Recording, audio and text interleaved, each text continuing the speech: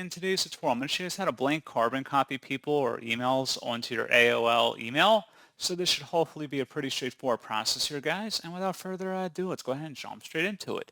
So all you have to do is have your email open, and in the to line on the far right side of it, there should be something that says BCC. Go ahead and select that, and then put your mouse cursor in the BCC line. Start typing in contacts on your AOL account or email addresses, and then hit enter after each one, and they should all be listed out here. I think you can also do commas as well, and then that's pretty much it.